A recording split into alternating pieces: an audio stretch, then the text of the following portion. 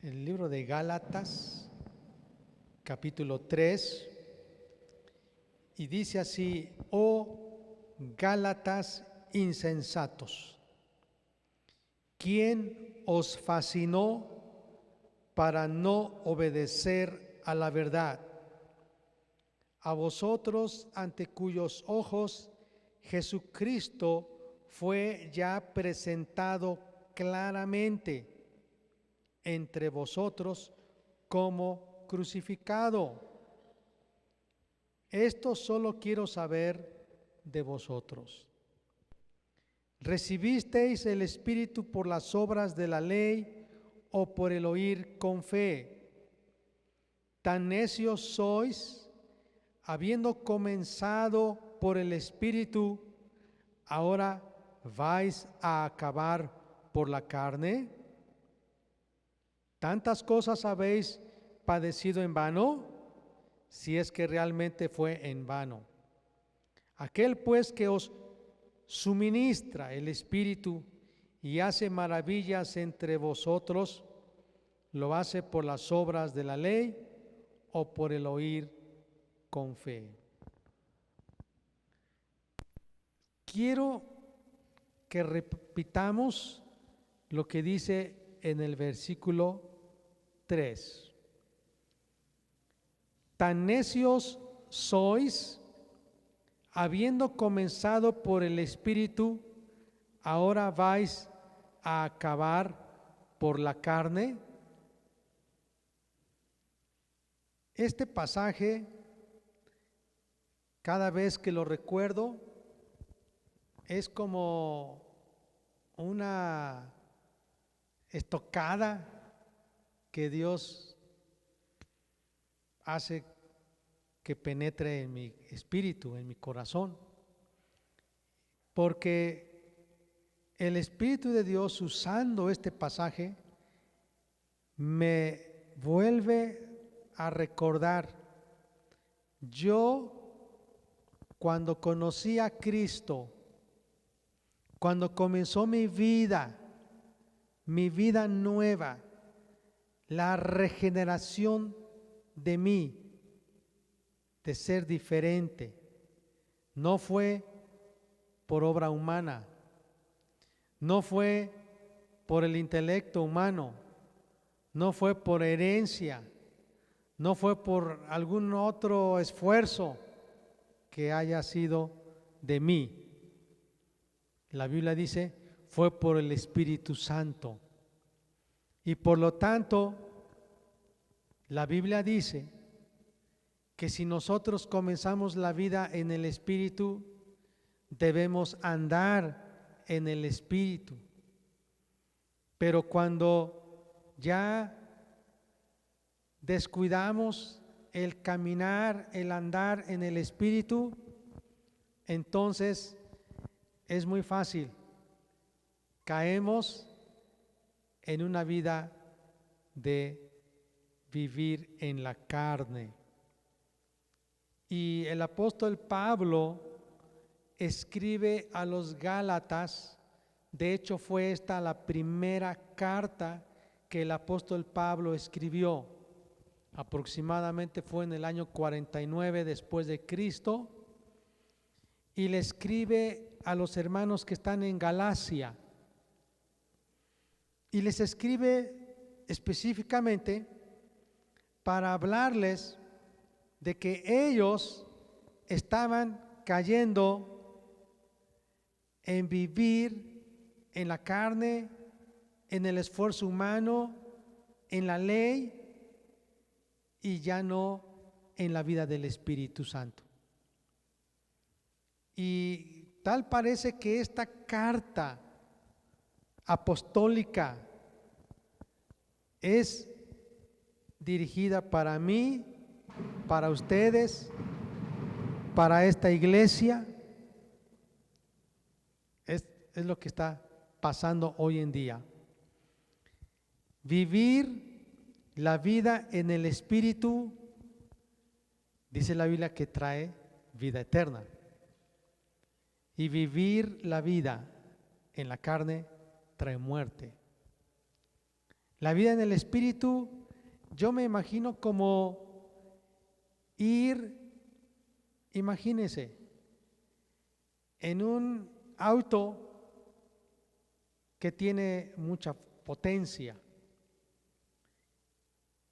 Y cuando tú decides vivir la vida en la carne, es como que te bajas y te subes a un burrito y vas a tardar mucho.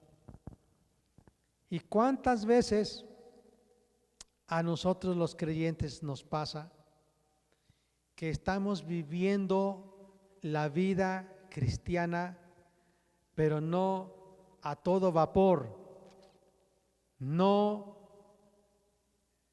en el Espíritu, no con la fuerza del Espíritu Santo, sino con nuestras fuerzas, con los recursos humanos, con nuestras propias ideas, y estamos batallando.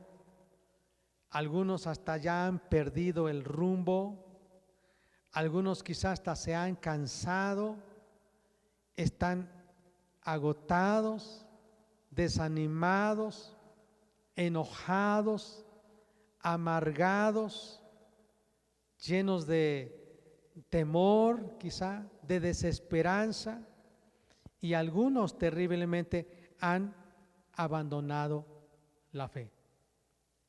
Por eso hoy yo quiero que estemos atentos a lo que el Espíritu de Dios nos dice.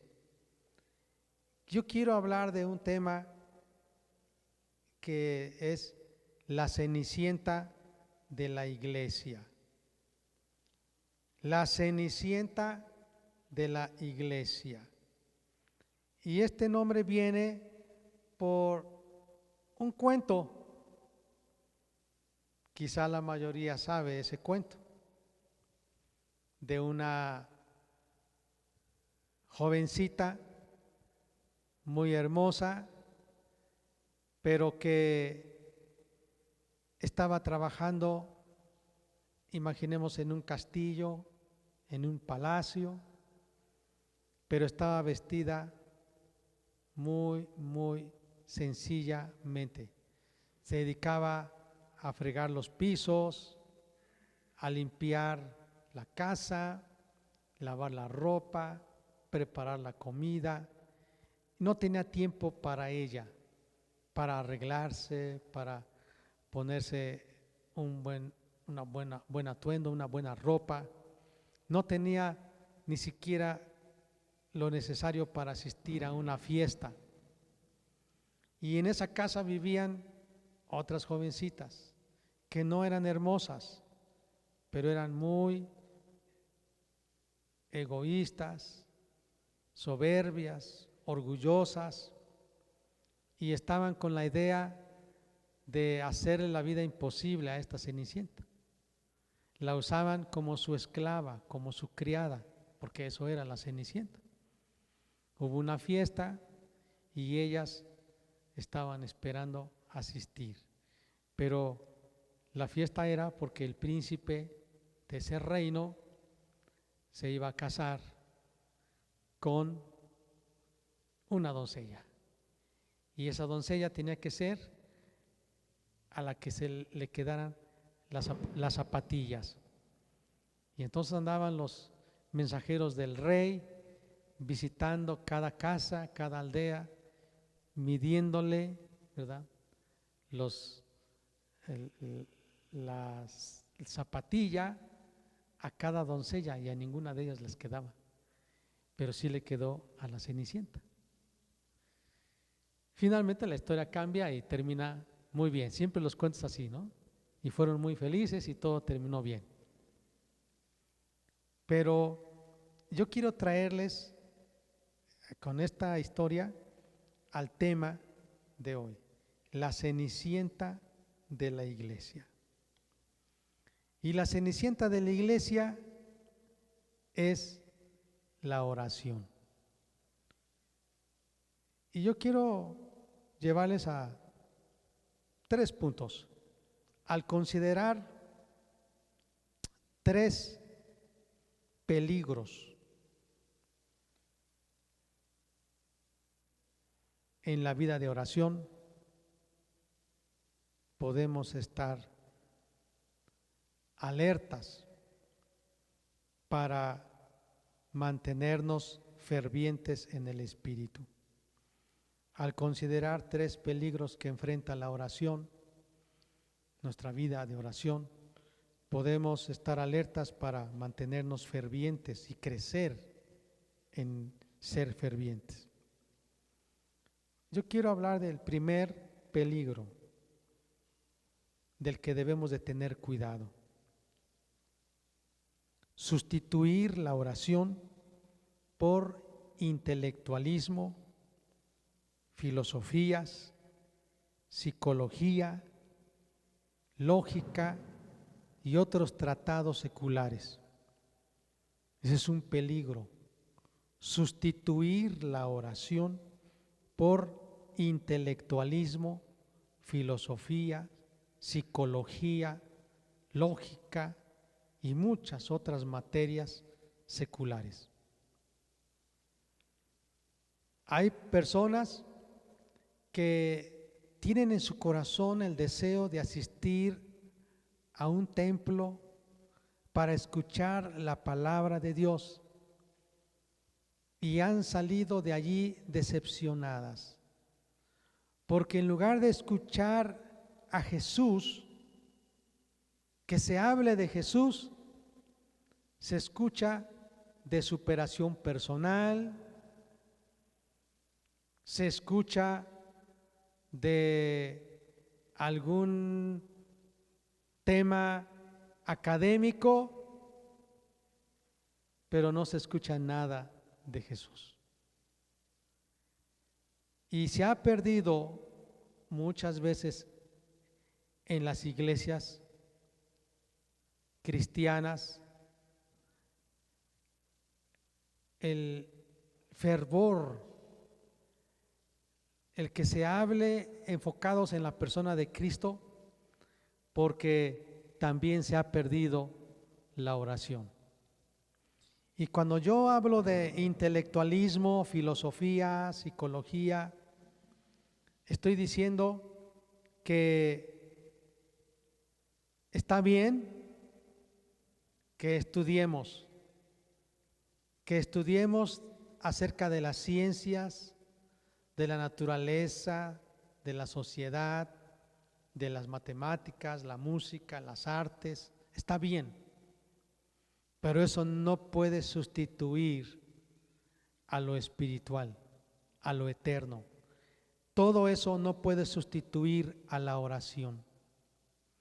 ¿Cuántas personas prefieren ir a talleres académicos, seminarios, congresos, pero no prefieren entrar en un tiempo de oración?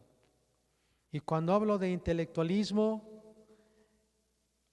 quizá para algunos cristianos o predicadores es más importante la elocuencia, la homilética, la memorización, las habilidades de oratoria para hablar de Dios. Eso llega a la mente, pero no toca el espíritu.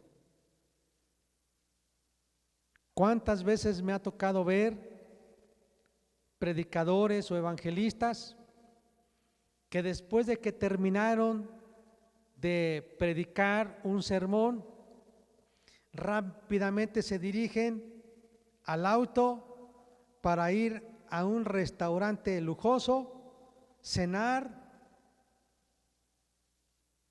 como ya diciendo, ya hice mi trabajo de predicar en la iglesia? La gente lloró, la gente se emocionó, hubo aplausos, y mientras está ahí comiendo en el restaurante, está hablando chistes, se están riendo, casi como que perdió la espiritualidad porque no le tomó importancia a su trabajo en la iglesia. Para él fue solo como hablar, seguir hablando, y no le interesó si hubo vidas transformadas o cambiadas. Solamente es hablar por hablar y que la iglesia siga como siga. Los cristianos tenemos un gran desafío,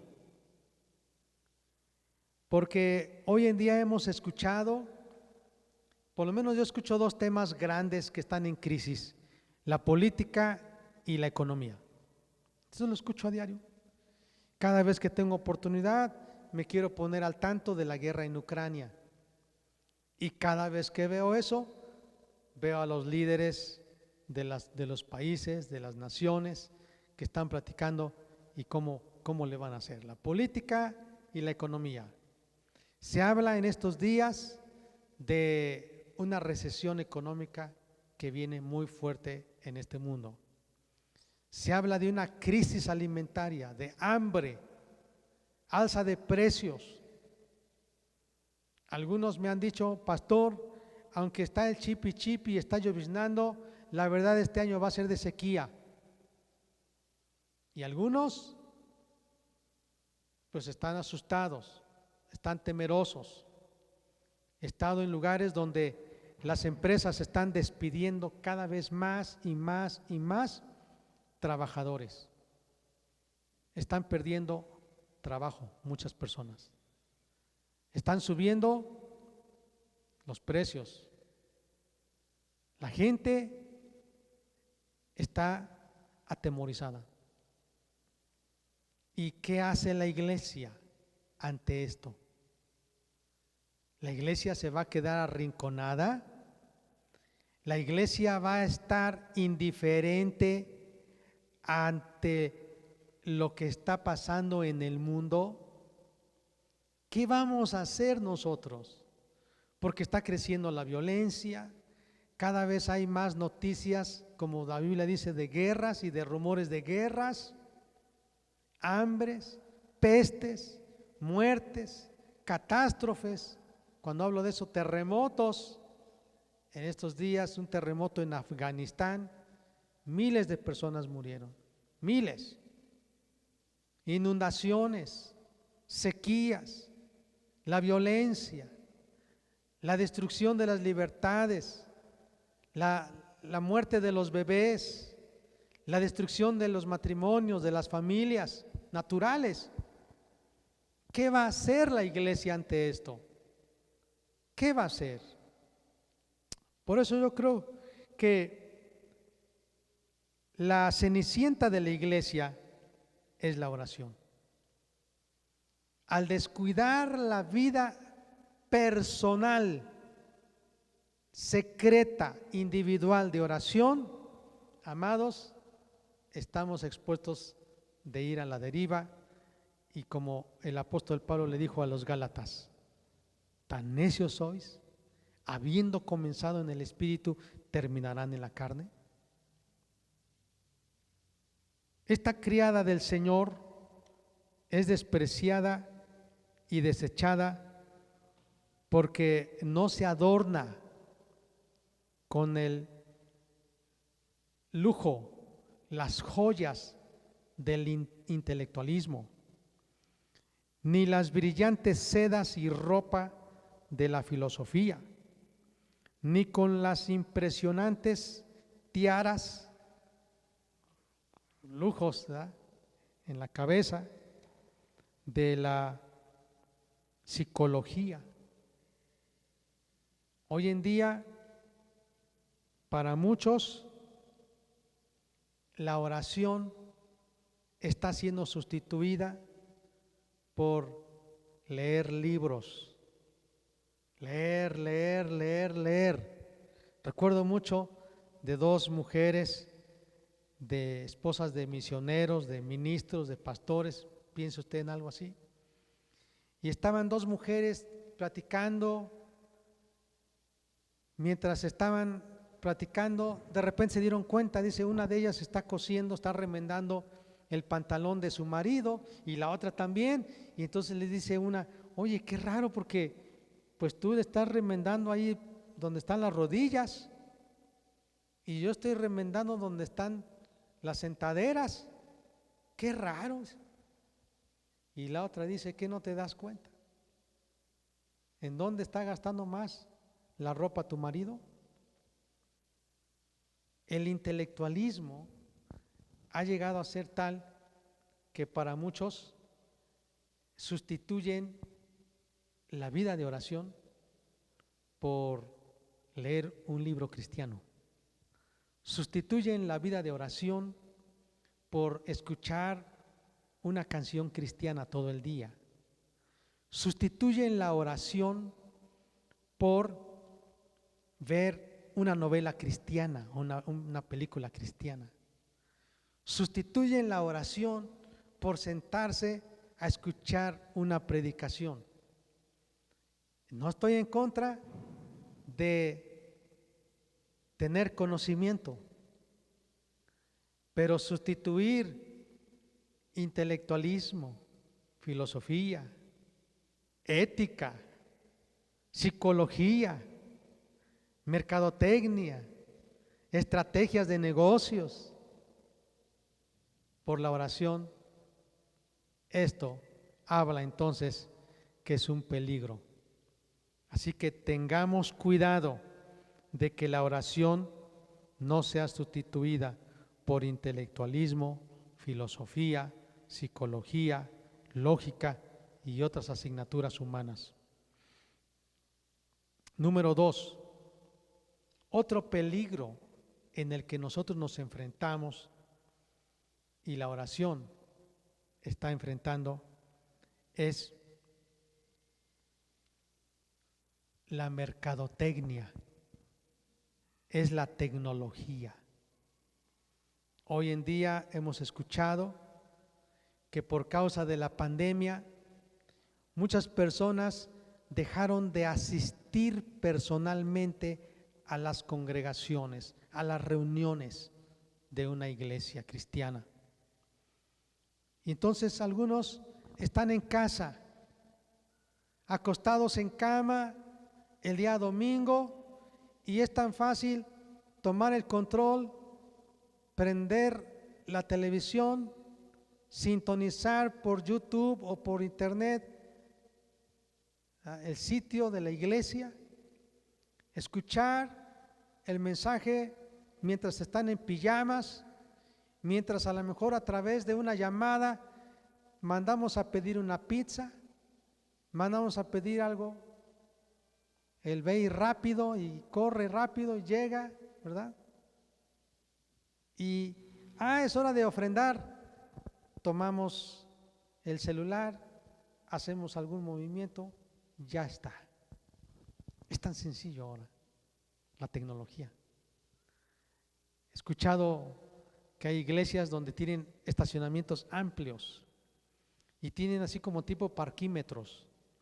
Entonces nada más tú llegas y ahí estás escuchando solo, tienes una pantalla grandota y entonces es el momento de pagar por lo que vi, ¿verdad? Como que fue la función y hay que pagar, y entonces pues hay que sacar unas monedas y ya está pagado. Me voy. No hay más que eso. Entonces, algunas iglesias lo que hacen es,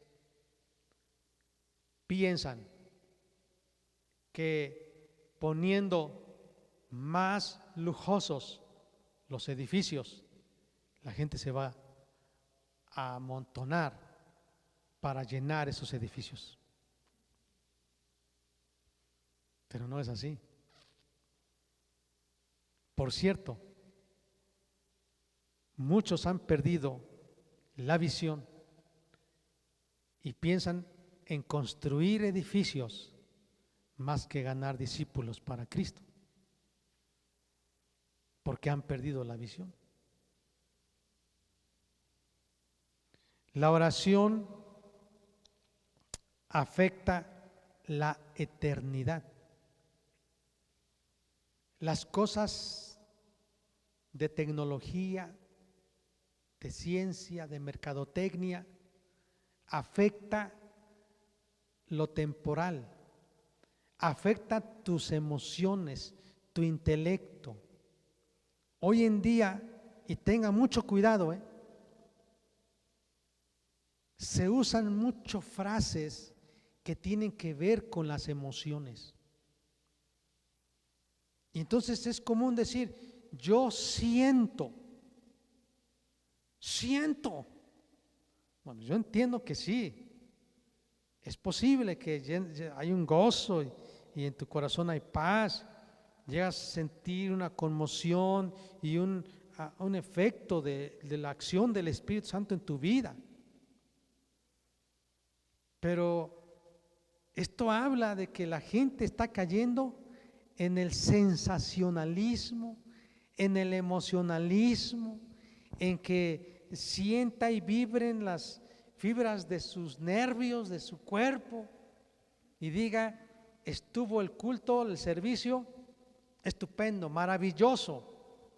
Mientras quizá usted ha escuchado a un adolescente decir, yo no voy a ir a la iglesia, al templo, porque hay culto de oración. Parece que no tiene importancia el culto de oración, pero si se anuncia que habrá un concierto y que estará un gran cantante internacional, mire, aquí están, y estarán brincando, saltando, pero la verdad es que en su cuarto a solas no habrá ni siquiera conversación íntima y secreta con Dios, porque se sustituye. Vivimos en un mundo, actualmente la sociedad es con una filosofía hedonista. Emociones, emociones, emociones, emociones. ¿Qué siento? ¿Qué siento? Tengamos cuidado. La oración no es exhibicionista. Cantar en un estrado, en una plataforma, en un servicio, en un concierto, puede caer el que participa en exhibicionismo, en espectacularidad. Pero déjeme decirle que la oración no es exhibicionista. Entonces algunos hasta quizás se pelean porque quieren ser vistos. Pero déjame decirte que la oración no es así.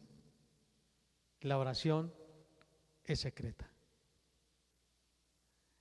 La Cenicienta se viste con los delantales de la honestidad, de la humildad, del quebranto, del recogimiento, con eso. La oración gana batallas. La oración trae unción, trae poder. La unción trae vida. La unción trae fuerzas. Quizá es algo que yo no te puedo explicar qué es la unción, pero antes la unción era el aceite. En el tiempo del Antiguo Testamento, los reyes y profetas, sacerdotes eran ungidos con el aceite de la unción. Ungir era poner aceite. Y hoy en día, cuando dice que seremos ungidos, que Jesús fue ungido por el Espíritu Santo, esto quiere decir que el Espíritu Santo, que es representado por el aceite como el símbolo del Espíritu Santo, está en el creyente, y ese es el Espíritu, le da fuerza, le da vida. Un creyente que está ungido es un creyente que no se va a desanimar, es un creyente que va a vencer las tentaciones, es un creyente que va constantemente a estar deseando hacer la voluntad de Dios. La oración, amados, no debe ser un sustituto de la tecnología, porque la iglesia no es exactamente como una empresa, que hay que pensar en las estrategias de mercadotecnia, de publicidad, para que la gente llegue. Puede ser que va a llegar y hay que ofrecerle quizá un refresquito, hay que ofrecerle una silla cómoda, y yo no estoy diciendo que eso está mal, pero si eso sustituye la oración, si eso sustituye avivamiento, si eso sustituye unción, si eso sustituye la vida del Espíritu, por eso es que hay muchos miembros de iglesias quizá, pero muy pocos convertidos. Muchos, como dijo Jesús, pero muy pocos escogidos. El tercer peligro que yo encuentro que enfrenta la oración, nuestra vida de oración, es sustituir la oración por la autosuficiencia, por el activismo. Y cuando yo digo esto, me recuerda al apóstol Pedro. La Biblia dice que Jesús iba caminando sobre el mar, y esto habla, yo me lo ejemplifico así para mí: Jesús imponiéndose o imponente sobre todas las batallas de la vida. Él está caminando sobre el mar, no se hunde. En medio de las batallas de la vida, en medio de los problemas de la vida, Jesús no se hunde y está caminando sobre el mar. El apóstol Pedro, que está en la barca, ve una silueta, se asusta con otros de sus compañeros pescadores, pensando que es un fantasma. Jesús le dice: no tengan miedo, yo soy Jesús. Entonces Pedro dice: si tú eres Jesús y no eres un fantasma, manda que yo vaya a ti entonces. Y Jesús le dice: ven. Así que Pedro entonces sale de la barca y comienza también a caminar sobre las aguas. Pero en algún momento, al ver la tormenta o el viento y las olas, Pedro comenzó a hundirse. Y entonces gritó, comenzó a decir: Señor, sálvame que perezco. Y Jesús, fuerte, no como los pintores de la época medieval que dibujaban a un Jesús afeminado, debilucho, flaco. Jesús fuerte lo toma del brazo y lo saca. Le dice: Pedro, ¿por qué dudaste, hombre de poca fe? Lo que yo aprendo de esta experiencia, de esta historia, es que Jesús era la fuente de poder, de victoria de Pedro. Y mientras Pedro veía a Jesús, no se hundía. Pero cuando Pedro comenzó a ver los vientos, las ondas, las olas del mar, comenzó a hundirse. Pero yo quiero agregar algo más. Él se comenzó quizá a sentir ya satisfecho, contento. Ya lo logré. Quizá a lo mejor volteando para que sus compañeros lo vieran, que él también estaba ya caminando sobre las aguas del mar. Quizá él se sintió ya muy capaz de hacerlo siempre sin Jesús. Pero no se puede caminar sobre las aguas del mar sin Jesús.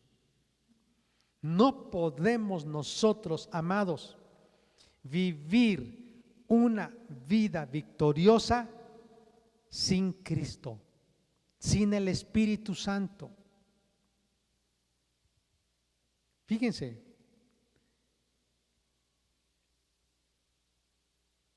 el pecador peca cuando cesa de orar, pero cuando ora cesa de pecar.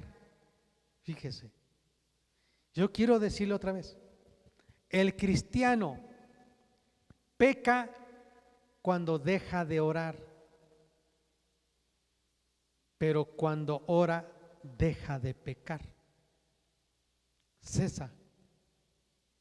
La oración es la clave. Y yo no estoy hablando de una oración pequeña, de emergencia, muy rápida. Estoy hablando de un tiempo individual, personal, tú conversando con Dios sin prisa. Es importante la oración. Amados, en Hechos capítulo 5 yo encuentro que los apóstoles estaban diciendo que tenían dos actividades que hacer y que no tenían que descuidar: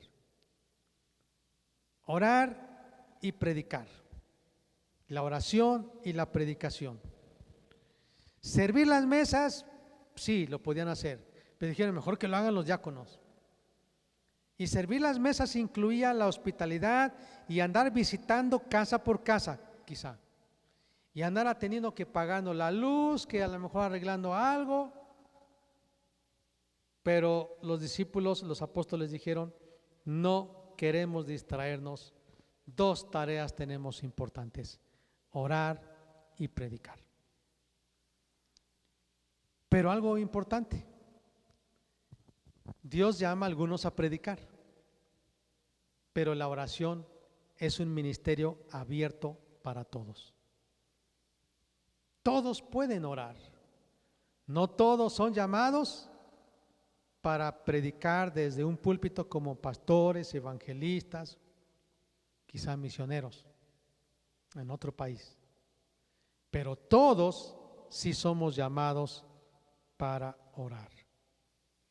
Así que yo quiero repetir, nunca digas, hoy no iré al templo porque solo es una reunión de oración.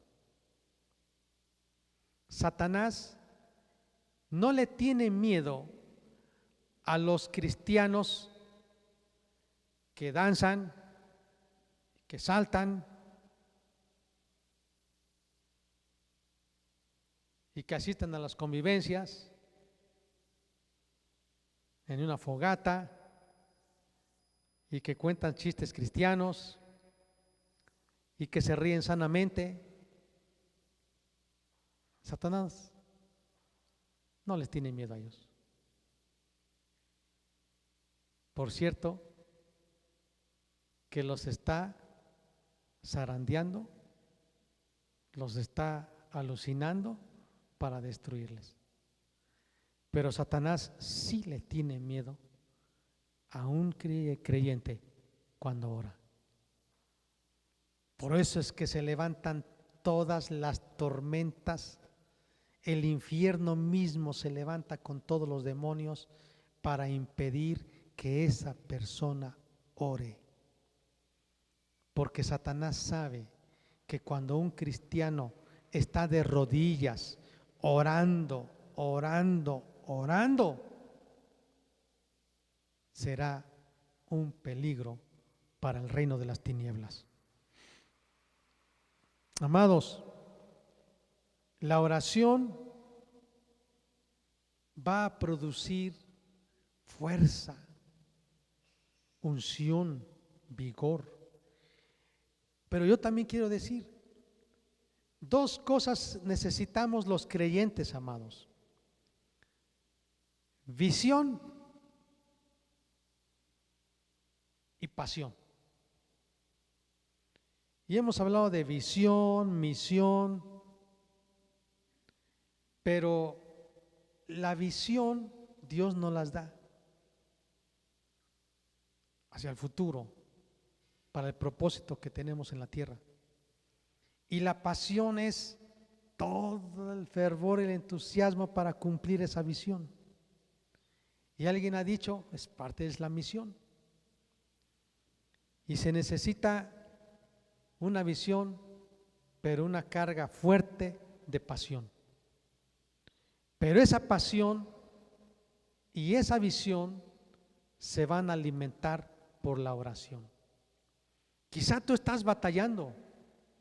¿Y ahora qué voy a hacer? Vendo, compro, voy, viajo, ¿a dónde viviré? ¿Qué haré? Estás batallando. Cuando tengo oportunidad yo le digo, Dios, no quiero perder la visión que tú me has dado. No quiero perder la pasión y no quiero dejar la acción, que es visión, pasión, acción, compasión. Amados, necesitamos orar. El secreto de la oración es orar en secreto, no hay otra. Recuerdo que unos líderes famosos se pusieron de acuerdo para ir a visitar la iglesia más grande del mundo en Corea. Llegaron y se entrevistaron con el pastor David Yonggi Cho. Hace unos meses atrás ya partió para estar con Cristo, un hombre de Dios. Cuando llegaron le dijeron, pastor, queremos ver, pues usted nos dijo que el secreto de todo un avivamiento en Corea, en la iglesia, y cómo miles de almas están siendo salvadas, rescatadas del reino de las tinieblas. Usted nos dijo que es la oración.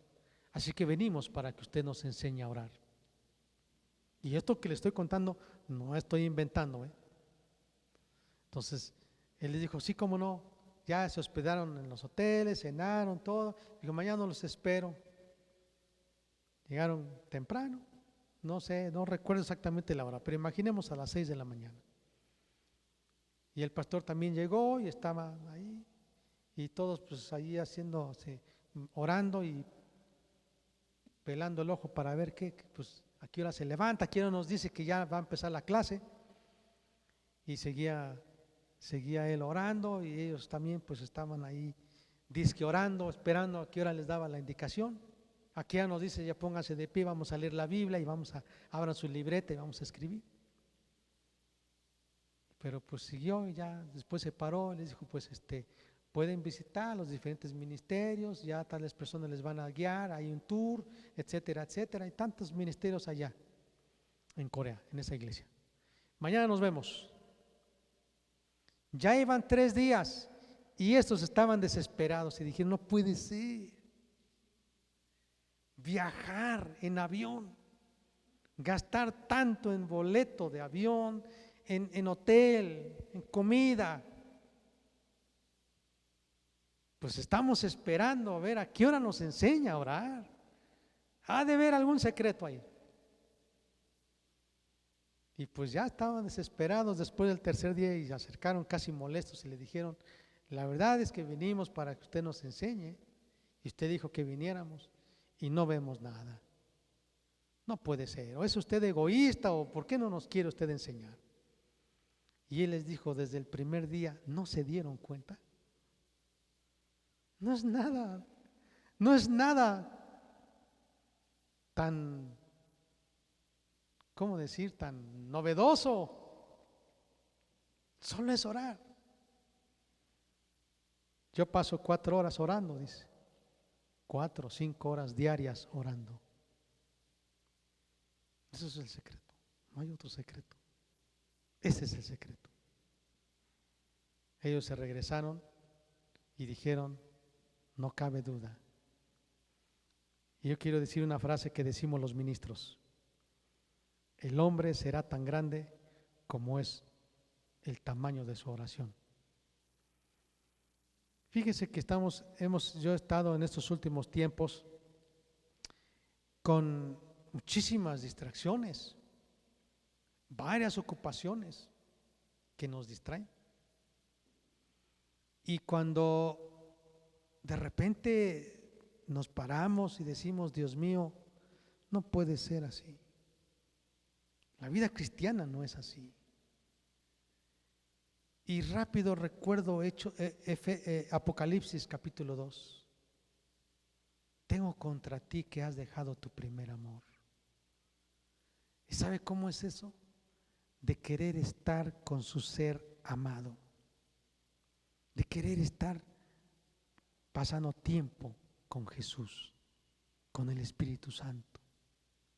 Y luego Apocalipsis capítulo 3, de los versículos 10 en adelante. La iglesia de los últimos tiempos dice que será una iglesia autosuficiente, que va a decir, yo no tengo necesidad de nada ni de nadie. Estoy rica, no estoy desnuda, tengo riqueza, tengo todo. Y dice la Biblia que Jesús le dice, pero tú estás ciega, tú estás desnuda, tú eres pobre y desventurada. Amados, que Dios nos libre,